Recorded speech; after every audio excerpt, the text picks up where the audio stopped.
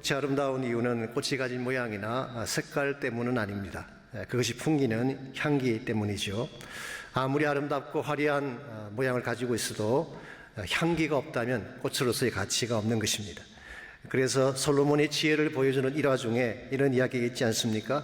물론 성경에 나오는 이야기는 아닙니다. Wisdom of Solomon이라고 하는 우리 아포크리파 외경에 소개된 스토리이긴 합니다만은 한 번은 스바의 왕이 솔로몬 앞에 두 송이의 장미꽃을 들고 와서 물었습니다.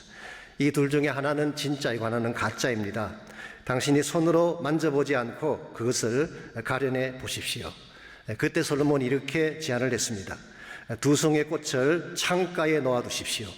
만일 벌이 와서 꽃이 앉으면 그 꽃은 진짜이고 벌이 앉지 않는 꽃은 가짜입니다. 왜냐하면 벌은 꽃의 모양을 보고 찾아오는 것이 아니라 향기를 맡고 찾아오기 때문이다. 그렇게 말을 했다고 합니다. 아무리 아름답게 보이고 찬란하게 보여도 향기가 없는 꽃은 죽은 것과 마찬가지인 것입니다. 꽃의 생명은 향기에 있기 때문이죠. 우리 인생도 마찬가지라고 생각을 합니다. 아무리 외모를 잘 꾸미고 아름답게 차려입어도 삶에서 향기가 나지 않는다면 그 인생은 선한 영향을 끼칠 수가 없습니다. 그러나 비록 외모는 초라할지라도 가진 것은 부족할지라도 삶에서 풍겨나오는 향기가 아름답다면 수많은 사람들에게 감동을 안겨주는 것입니다. 저는 테레사 슈네를 생각할 때마다 그분의 삶에서 많은 감동을 받습니다. 어떤 분들은 이분이 로만 캐톨릭이기 때문에 약간 릴락턴트하게 생각하는 분도 계시지만 그분의 삶 자체는 분명 본받을 바가 있다고 저는 생각합니다. 마더 테레사는 아시는 대로 인도의 캘커타 빈민촌에서 34년 동안 사역을 했습니다. 탄자니아와 요르단 등에서 버려진 아이들을 데려와서 키우고 병자들을 섬기고 제가 알기로 20개 이상의 고아원을 세우고 4,700명의 나병 환자들을 섬겼다고 합니다. 이분에게 1980년도에 노벨상이 수상되었다는 소식을 알렸을 때 이분이 보인 첫 반응이 무엇인지 아십니까? 아니, 왜 나에게 그 상을 주는 것입니까? 제가 한 것은 예수님에 비하면 아무것도 아닌데 왜 나에게 그런 상을 주려 하시는 것이냐고. Why me? I'm not deserving it. 나는 이것을 받을 자격이 되지 않는데 왜 나 같은 자에게 상을 주시느냐요. 저는 그와 같은 모습에 참 감동을 받습니다.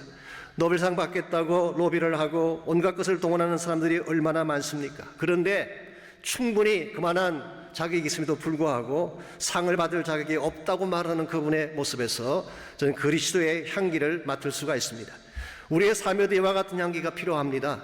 잘난 척 거룩한 척 나만 옳다 그름을 피우는 삶이 아니라 어디를 건드려도 예수님의 향기가 튀어나오는 삶, 어디를 가서 무엇을 하든지 자신은 다 비워내고 하나님의 영광만 높이려는 삶, 이런 삶이 하나님을 기쁘시게 하고 우리 주변의 삶을 아름답게 만들어가는 것입니다. 여러분과 저는 예수님을 구원자로 영접하고 주님을 따르는 제자들입니다. 참 예수의 사람으로서 우리는 이생 현장에서 어떤 향기를 풍기며 살아가고 있는지, 혹시 악취를 풍기는 것은 아닌지, 세상의 잘못된 냄새를 풍기며 사는 것은 아닌지 우리는 한번 점검할 필요가 있습니다. 성경은 우리 모두가 예수 그리스도의 향기로운 삶을 나타내야 된다고 말씀하고 있습니다. 예수님의 인격과 아름다운 삶이 우리 생활 가운데 반영되어 나타날 때 우리를 통해서 하나님이 영광 거두시고 세상에 많은 변화들이 일어나게 되는 것입니다. 이런 의미에서 여러분과 제가 크리스찬으로서 이 세상 가운데에 악취를 풍기는 것이 아니라 아름다운 향기를 풍기며 살아가려면 과연 무엇이 필요할지 오늘 주신 본문을 가지고 그것을 함께 정리해 보려고 합니다. 오늘 같이 읽은 본문에 보시면 세상 속에서 크리스찬이 나타내야 될 삶의 영향력에 대해서 기록을 하고 있습니다. 먼저 11절과 13절 말씀을 잠깐 보시면 오늘 본문을 기록할 당시 바울의 정황이 잠깐이지만 소개가 되어 있습니다. 지난주에도 말씀을 드린 것처럼 사도 바울이 에베소에 있을 때 디도편에 편지 한 통을 써서 고린도에 보냈죠. 그 편지를 눈물의 편지라고 부른다고 했습니다. 그리고 나서 에베소 지역에 폭동이 일어났습니다. 그래서 더 머물 수가 없기 때문에 갑작스럽게 에베소를 떠나서 드로아 지역으로 피신을 갔습니다. 그때 바울의 마음이 편치 않았다. 오늘 12절과 13절이 소개하고 있습니다. 내가 그리스도의 복음을 위하여 드로아의 이름에 주 안에서 문이 내게 열렸으되 내가 내 형제 디도를 만나지 못함으로 내 심령이 편하지 못하여 그들을 작별하고 마케도니아로 갔노라. 그렇게 기록하고 있습니다. 왜 사도 바울의 마음이 불편했을까요? 아마 저는 두 가지 정도 이유를 생각할 수 있지 않을까 생각합니다. 첫 번째 이유는 편지를 보냈는데 그 결과가 더 악화되면 어떡하나는 염려. 편지를 보냈는데 고린도 성도들의 상황이 더 어렵게 된다면 바울에게는 큰 부담이 되지 않겠습니까? 이것이 한 가지 이유입니다. 두 번째 이유는 혹시라도 디도의 신변에 문제가 생긴 것은 아닐까라는 염려. 마치 아들을 험한 지역에 신부는 보내놓고 걱정하는 아버지의 모습과 같다고 할 수 있습니다. 어쨌건 사랑하는 제자와 사랑하는 교회에 대한 염려 때문에 불편한 마음을 갖고 마케도니아로 갔는데, 그럼에도 불구하고 14절을 보시면 사도 바울은 하나님께 감사한다고 말씀하고 있습니다. 왜 감사를 드렸을까요? 바울의 개인적 상황은 이와 같이 막힌 가운데 있지만 예수 그리스도 복음의 진행은 막히지 않았기 때문입니다. 14절 말씀 봅니다. 항상 우리를 그리스도 안에서 이기게 하시고 우리로 말미암아 각 처에서 그리스도를 아는 냄새를 나타내시는 하나님께 감사한다고 했어요. 1차적으로는 승리를 주시는 하나님께 감사를 드리고, 두 번째 그 승리의 내용입니다마는 각 처에서 그리스도를 아는 냄새를 나타낸다는 사실 때문에 본문을 자세히 보셔야 됩니다. 그리스도의 냄새가 아니라 그리스도를 아는 냄새예요. 그러므로 smell of the knowledge of Christ 혹은 aroma of knowledge of the Christ, 이것은 예수님을 알게 하는데 필요한 냄새. 그러므로 이것을 쉽게 표현하면 복음의 냄새라고 할 수가 있습니다. 사도 바울의 감사한 포인트가 바로 여기 있습니다. 비록 자신의 상황은 불편을 겪고 있고 답답한 가운데 있지만 이 복음이 드로아에서 확장되어져 가고 마케도니아 곳곳에서 복음이 전개되어져 가고, 그래서 크리스찬들이 가는 곳곳마다 복음의 냄새가 퍼지고 있는 이 사실에 대해서 바울은 감사하고 있는 것입니다. 저는 여기에 우리 모두가 붙잡아야 될 소중한 자세가 있다고 생각합니다. 물론 내가 원했던 모든 것이 잘 이루어지는 것도 감사 제목이 돼야 되겠고, 만족할 만한 일들이 벌어졌을 때 감사하는 것도 당연한 것입니다. 그러나 나의 상황은 좀 어려울지라도, 나의 모습은 불편할지라도 복음의 향기가 땅끝까지 펼쳐져 가는 것을 보면서 감사할 수 있다면 이게 성숙한 그리스도인이요 바른 사명자의 삶의 모습이라고 생각할 수 있습니다. 솔직히 말씀을 드려서 지금 우리의 상황이 불편한 건 사실입니다. 답답하지 않습니까? 벌써 한 달 이상 코로나 사태 때문에 묶여 살다 보니까 몸과 마음이 아프고 참 힘든 것이 우리 모두가 부인할 수 없는 현실입니다. 그럼에도 불구하고 여러분, 저는 예수를 따르는 크리스찬이기 때문에 다른 사람들이 가지지 못한 우리 안에만 존재하는 복음의 향기를 나타낼 수 있어야 된다는 것입니다. 그래서 예수 믿는 사람들은 다르구나, 어려움을 겪었지만 저들 마음속에는, 삶 속에는 우리가 갖지 못한 신비로운 능력이 있구나, 이 사실을 보여줄 때 우리 때문에 세상에 영향을 받게 되고 세상에 더 아름다운 건강한 변화들이 일어나는 것입니다.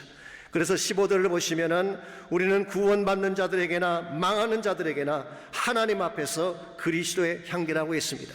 크리스찬에 대해서든지 난 크리스찬에 대해서든지 이 세상 모든 자들 앞에 여러분과 저는 무엇을 풍기는 냄새가 있다, 그런 뜻이에요. 흔히 그런 말을 합니다.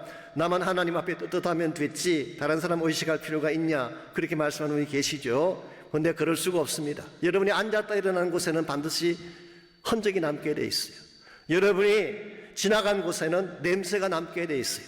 아니, 지금 내가 살고 있는 삶의 현장 속에 내가 풍겨내는 냄새가 반드시 있는 것입니다.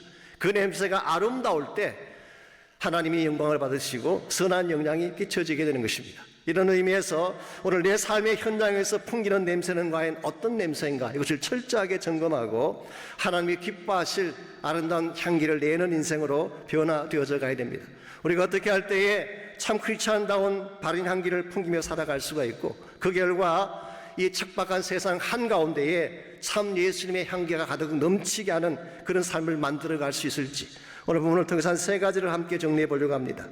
우리 때문에 온 땅이 주님의 향기로 가득 차게 하려면 첫 번째로 향기의 출처가 분명해야 됩니다.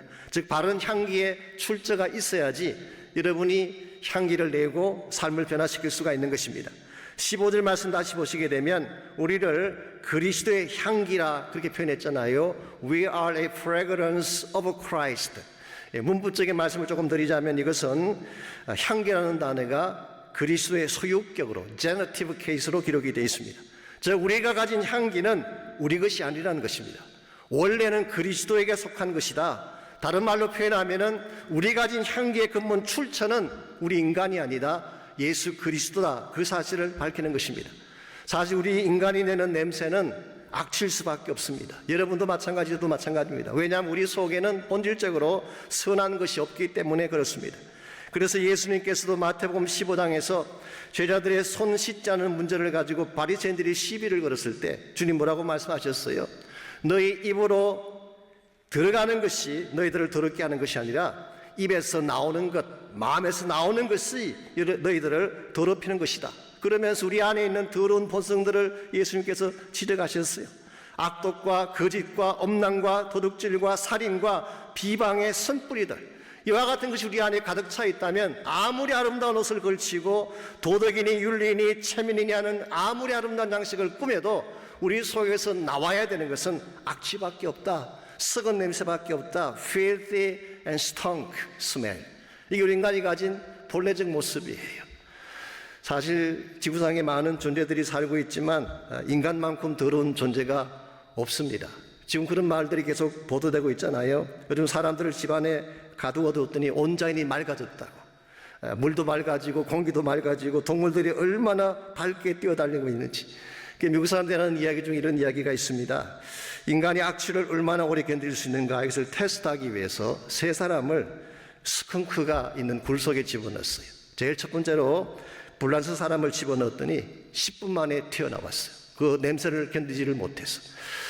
불란서 사람들은 원래 예술적인 사람이고 센시티브한 사람이니까 그 냄새를 견디지 못한 것입니다. 두 번째로 영국 사람을 집어넣었더니 한 30분 정도 있다가 튀어나왔어요. 영국 사람은 그래도 섬나라 사람이기 때문에 조금 더 강인한 인내심을 가지고 있었던 것입니다.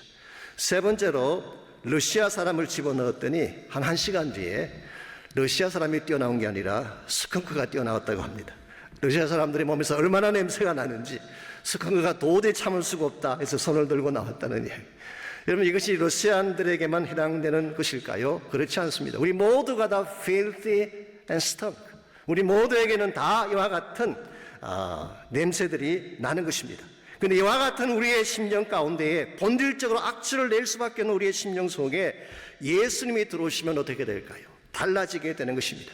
우리의 마음속에 주님이 들어오시게 되면 주님이 가지고 계시는 본질적인 향기가 우리의 마음을 가득 채우기 때문에 우리 삶 가운데 주님의 성품이 나타나고 인격이 나타나서 수많은 사람들에게 향기를 바라게 되는 것입니다.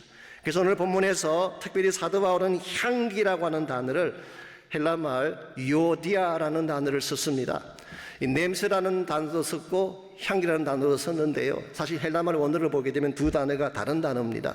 냄새라고 하는 것은 오스메라고 하는 단어, 이건 스멜 혹은 어로마 혹은 오들, 그렇게 번역할 수 있는 단어예요. 그 반면에 요디아라는 이 단어는 그냥 냄새가 아니라 아주 아름다운 냄새, 그래서 fragrance라고 많은 성경들이 번역을 했습니다. 물론 어로마라는 단어와 fragrance라는 단어가 현대 영어에서는 그 유사어로 사용되고 있지만 좀 더 정확하게 파고 들어가면 단어의 뉘앙스의 차이가 있습니다. 일반적으로 아로마 혹은 어로마라고 하는 것은 무엇을 만들 때 나오는 냄새를 의미하는 것입니다. 예를 들어서 고기를 구울 때 냄새가 나잖아요. 빵을 구울 때 구수한 냄새가 나잖아요. 혹은 청국장을 끓일 때 냄새가 나잖아요.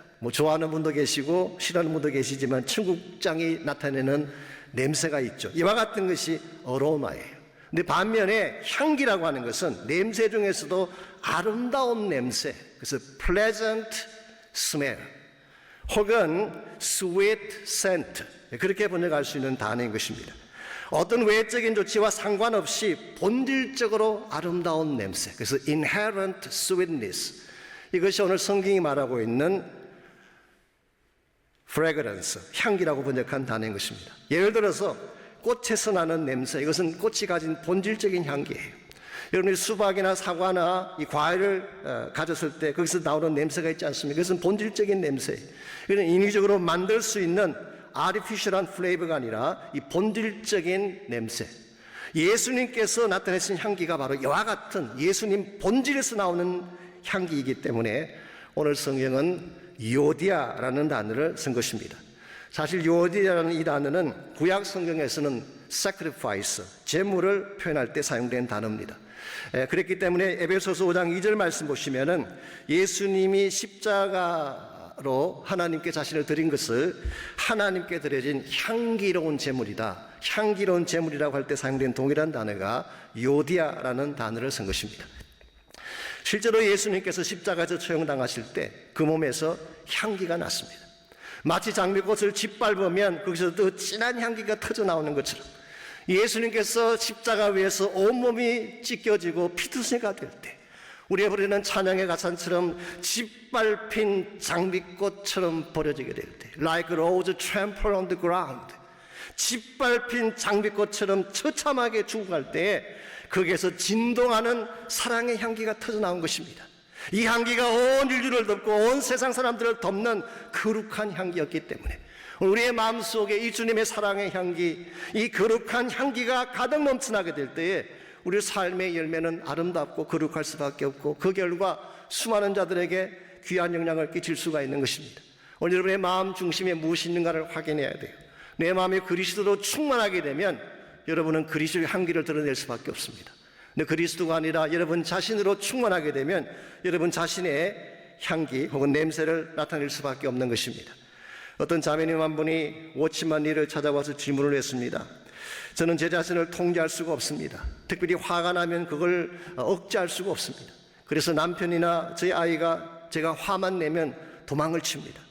성경에 보니까 기도하면 하나님이 다 들어주신다고 했는데 제가 하나님 앞에 나가서 분노를 억제시켜달라고 그렇게 기도했는데 아직도 분노가 다스려지지 않고 있습니다.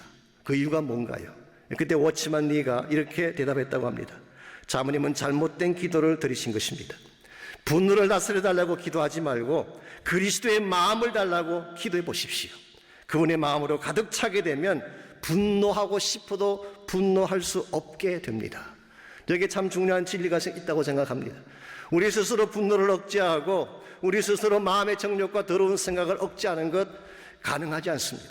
근데 예수님으로 가득 차게 되면 예수 그리스도의 꽉 찬 임재가 내 삶을 채우게 되면 주님이 가지신 사랑의 향기, 용서와 축복의 향기가 우리를 통해 번져나오게 되는 것입니다. 이런 면에서 여러분과 제가 진실로 향기나는 인생 살기를 원한다면 그리스도 안으로 깊이 들어오시기를 바랍니다.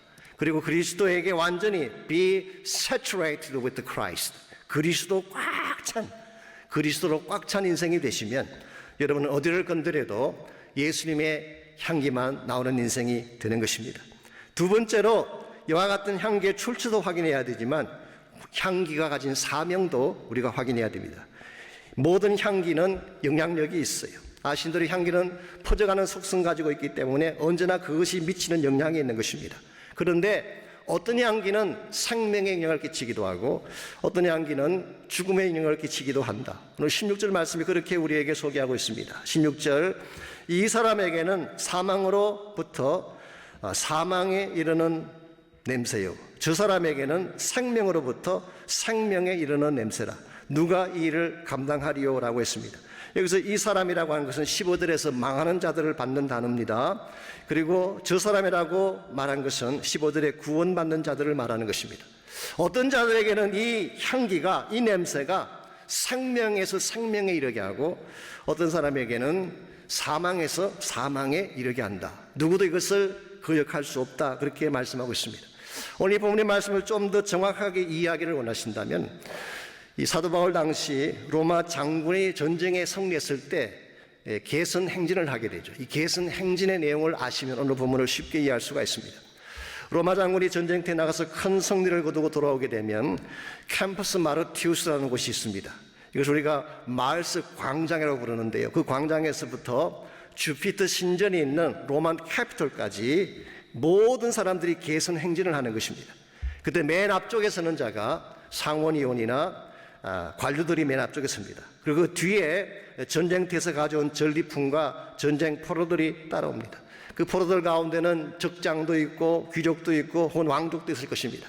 이 포로들은 다 체인에 묶인 상태에서 따라오는 것입니다. 그 다음에 군악대가 로마 깃발을 들고 따라오고 그 뒤를 사제들이 향을 피우며 따라갑니다. 이 향을 burning incense, 계속 태워서 나는 향을 말하는 것입니다. 그리고 나서 전쟁에서 승리를 이룬 장군이 4마리의 백마가 이끄는 전차를 타고 들어오고 그 뒤를 승리한 군대 로만 아미가 No Triumph, No Triumph, 승리라고 하는 함성을 지르면서 따라오는 것입니다. 바로 이와 같은 픽처를 마음에 두고 예수 그리스도의 승리의 행진, 개선의 행진을 여기에다 비유한 것입니다. 우리가 모두가 아는 바처럼 예수님은 승리의 대장이 되시죠. 어떤 전투에 나가시든 반드시 이기게 하시는 예수님. 그래서 14절에서도 그리스도 안에서 항상 이기게 하시는 것을 감사하다고 말하지 않았습니까? 특별히 여기서 말하는 이긴다고 하는 것은 바로 복음으로 승리하는 케이스를 의미하는 것입니다. 자, 지금 제가 소개해드린 이 행렬에서, 이 개선장군의 행렬에서 극명한 대비가 하나 있습니다. 포로로 끌려오는 사람들에게는 그 향기가 죽음의 냄새가 되는 것입니다. 왜냐하면 이 행진이 끝나자마자 그들은 다 처형당할 것이기 때문에. 그 반면에 똑같은 향내이지만 승리를 이룬 군인들에게는 이것만큼 아름다운 냄새가 없어요. 보상과 영광이 기다리고 있는 생명의 냄새가 되는 것입니다. 저는 이와 같은 것이 복음의 영향력이라고 생각합니다. 복음을 받는 자들에게는 복음 자체가 생명에 이르는 냄새가 되지만 복음을 거절하고 사탄을 따라다니는 자들에게는 결과적으로 사망과 심판의 냄새가 되는 것입니다. 이런 측면에서 여러분과 저를 통해 복음의 향기가 이 세상에 던져주는 임팩트는 엄청난 것입니다. 많은 사람들이 지금 자기들 나름대로 열심히 살고 있지만 사실은 대다수의 세상 사람들은 본인이 사망의 행렬에 선 것을 모른 채, 마귀의 행렬에 선지를 모른 채, 이 행렬이 끝이 나면 심판과 죽음이 기다린다는 사실을 알지 못한 채 수많은 사람들이 행렬 가운데 걸어가고 있습니다. 이들에게 참된 복음의 향기를 전거해서 그들로 하여금 생명의 행렬에 들어오게 하는 것, 여기에 우리의 사명이 있고 저희 교회의 사명이 있는 것입니다. 여러분과 저에게는 복음의 향기를 전파하고 나누어야 될 책임이 있습니다. 그래서 우리 때문에 복음의 향기가 온 땅끝까지 다 번져갔어. 전 세계에 있는 모든 자들이 복음의 향기를 맡고 생명의 대열에 들어올 수 있도록 섬기며 헌신하는 사역이 우리에게 주어진 가장 중요한 과제인 것입니다. 제가 몇 주 전에 제 사무실에 있는데 이집트에 계시는 형제님 한 분이 전화를 하셨어요. 저와 상담할 일이 있어서 전화를 하셨는데 실제 상담 내용보다는 그분의 간증을 더 많이 하셨어. 한 30분, 40분 간증하시는데 제가 얼마나 은혜를 많이 받았는지. 이 선교사님 부부는 사실 한국에서 서울대학교 의과대학을 졸업하고 참 잘 살 수 있는 그런 위치에 있는 분들이었습니다. 근데 모든 걸 다 내려놓고 중동 지역에 가서 9년째 사역을 하고 있다고 합니다. 9년 동안에 시리아에 있는 사람들, 이집트에 있는 사람들, 터키에 있는 사람들, 특별히 청년들을 굉장히 많이 복음을 전하고 제자훈련을 시켜서 지금 현재 18개의 셀처치를 가지고 있다는 그런 말씀하셨어요. 사실 중동 지역, 가장 험악한 지역이죠. 사람들이 기피하는 지역인데 오히려 거기에 부흥운동이 일어났다는 말씀하셨어요. 지금 우리가 사는 이 지역에는 청년들이 그렇게 부흥하지 못하는데 그 지역에는 청년들이 벌떼같이 일어난대요. 아랍권에 있는 청년들은 사실 희망이 없습니다. 미래도 없고 살아야 될 꿈도 가지지 못했어요. 오죽하면 자살, 폭탄, 테러에 자신들의 생명을 바치겠습니까? 이와 같이 모든 걸 다 잃어버리는 그 청년들 가슴 속에 복음을 심어두었더니 큰 군사같이 일어나는 것입니다. 이런 측면에서 저는 지금도 하나님은 일하고 계신다고 믿습니다. 코로나가 왔다고 해서 복음의 행진이 멈출 것이냐? 절대 그렇지 않습니다. 우리 이 모든 코로나의 막힘을 뚫고 복음은 전진할 수가 있고 이 복음의 행진이 가는 곳곳마다 새 생명의 역사가 일어나야지 하나님의 뜻도 이루어지게 되고 하나님의 나라도 성취가 되는 것입니다. 이런 면에서 여러분과 제가 예수를 믿는 사람들로서 참 향기를 나타내고 이 향기를 온 세상에 가득 넘치게 하려면 1차적으로 우리 향기의 출처가 내가 아니라 예수 그리스도라는 사실을 알아야 돼요. 두 번째로 향기의 영향력은 멀리 갈수록 좋다. 향기가 주는 사명이 있어요. 복음의 사명이죠. 더 멀리 펼쳐나가게 할수록 하나님 나라가 더욱이 하기 때문에. 그러나 이와 같이 향기가 참 귀한 것이고 소중한 것이지만 잠깐 향기가 났다 사라지게 된다면 좋은 열매를 맺을 수는 없습니다. 그러므로 세 번째로 필요한 것이 향기의 지속성, 향기의 지속이 필요합니다. 우리 안에 예수님의 향기가 잠깐 왔다 지나가는 것이 아니라 계속 머물게 하려면 과연 뭐가 필요하냐는 질문이에요. 제가 결론부터 말씀드리면 우리 안에 영성의 베이시스가 바로 돼야 된다. 순전한 말씀, 순전한 믿음을 가져야지 향기를 잃어버리지 않게 되는 것입니다. 오늘 17절 말씀 보시면은 삶을 이끄는 하나님의 말씀에 대해서 소개하는데요. 이 말씀이 어떤 사람에게는 혼잡케 하는 말씀이 되고 어떤 사람에게는 순전한 말씀이 된다. 그런 표현이 오늘 17절에 표현되어 있습니다. 우리는 수많은 사람들처럼 하나님 말씀을 혼잡하게 하지 아니하고 그 순전함으로 하나님께 받은 것 같이 하나님 앞에서와 그리스도 안에서 말하노라. 아마도 바울이 사역할 이 당시에 굉장히 많은 숫자의 사람들이 하나님의 말씀을 혼잡하게 했던 것 같습니다. 이게 혼잡하게 한다는 말의 뜻은 불순물과 섞는다, 블렌드한다, 혹은 크라프트, 부패시킨다, 혹은 어떤 영어 성경에서는 자신의 이익을 위해 판매한다. 이걸 peddle이라고 합니다. peddle the word for profit. 이윤을 남기기 위해서 하나님 말씀을 peddle한다. 이 peddle한다는 말이 무슨 말이냐고 하면 물건을 팔기 위해서 이곳저곳을 다니는 행상을 할 때 이것을 peddling이라고 이야기합니다. 많은 하나님의 이름을 갖고 하나님을 사역한다는 사람들이 말씀을 갖고 다니면서 장사를 한 거예요. 말씀을 자기 이익의 도구로 삼고 말씀을 통하여 사람들을 오도하는, 이건 굉장히 위험하고 잘못된 것입니다. 우리가 흔히 말하는 false teachers, 거짓 교사들, 거짓 선지자들이 다 여기에 해당하는 것입니다. 일반적으로 이와 같이 하나님 말씀을 자기 이익의 도구로 사용하는 사람들은 성공주의를 강조하고 한탕주의를 강조하기도 하고 물량주의적인 구복신앙을 강조할 때가 참 많습니다. 만약 우리의 영성이 이와 같은 말씀 위에 세워지게 된다면 부패할 수밖에 없어요. 우리의 영성은 썩은 냄새를 낼 수밖에 없는 것입니다. 그런데 만일 우리가 순전한 말씀을 따라 살게 되면 어떻게 될까요? 오늘 본문을 기록한 바울의 케이스가 바로 그런 케이스입니다마는 사도 바울은 자신을 순전함으로 말씀을 받고 전하는 자라고 밝히고 있습니다. 여기 순전함이라는 이 단어가 헬라말로 에일리 크리네이아라는 단어, 어떤 불순물도 섞이지 아니한 햇볕에 비추어 봐도 흠집 하나 나지 않은 것을 오늘 본문은 순전함이라고 번역을 했어요. 똑같은 단어가 고린도전서 5장 8절에서는 이렇게 사용됐습니다. 누룩 없는 떡, unleavened bread of sincerity. 어떠한 누룩도 들어가지 아니한 순전한 떡을 오늘 본문에서 사용한 동일한 단어로 표현했습니다. 우리의 영성이 세속적 가치관 위에 설 것이냐, 아무런 세속적인 요소가 들어가지 않은 순전한 말씀 위에 우리 삶이 설 것이냐, 여기에 따라서 여러분의 인생이 지속적으로 말씀의 영향을 나타낼 수도 있고 세상적인 잘못된 가치관을 펼칠 수도 있는 것입니다.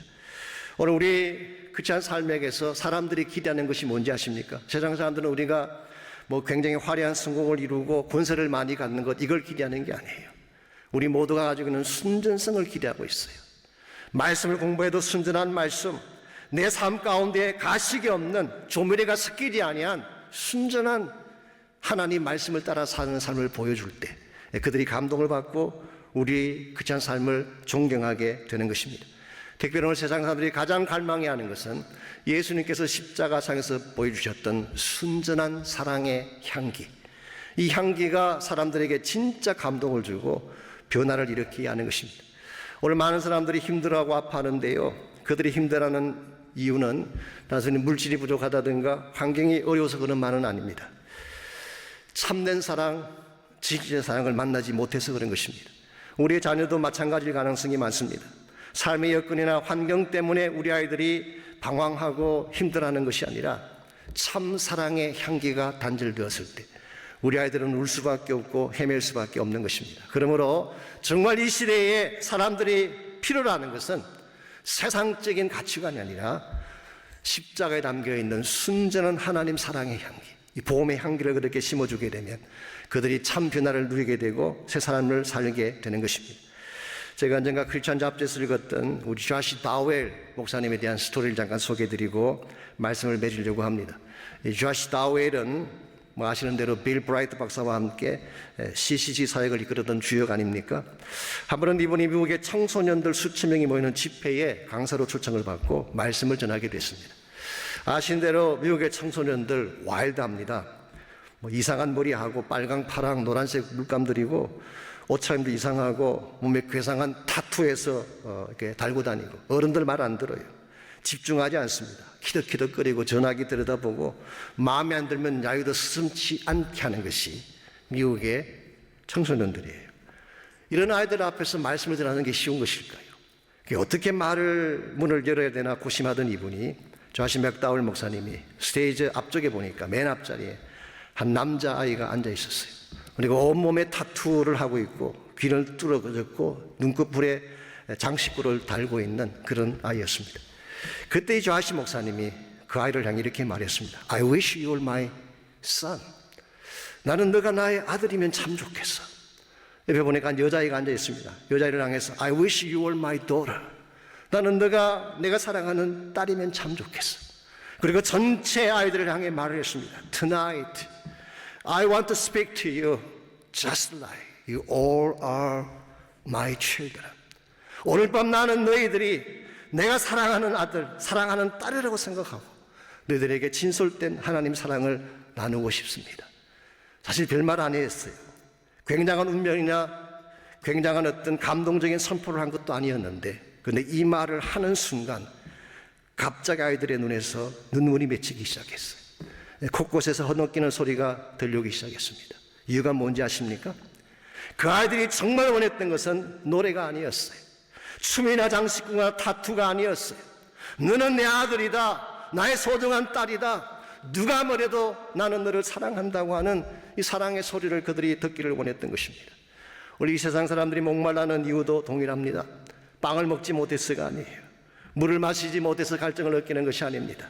정말 받아야 될 참사랑을 받지 못했기 때문에 이들의 우리가 전거해야 될 우리의 메시지가 뭐가 되어야 될까요? 생명의 향기를 전해주는 것입니다. 복음의 향기를 나누는 것입니다. 예수님께서 십자가에서 보여주신 가장 고귀하고 아름다운 십자가의 향기를 그들 가슴 속에 심어주게 될 때 그들 삶의 변화가 일어나고 참된 희망을 향해 나올 수가 있는 것입니다. 지금 여러분과 저는 인생의 어두운 꼴짝을 통과하고 있죠.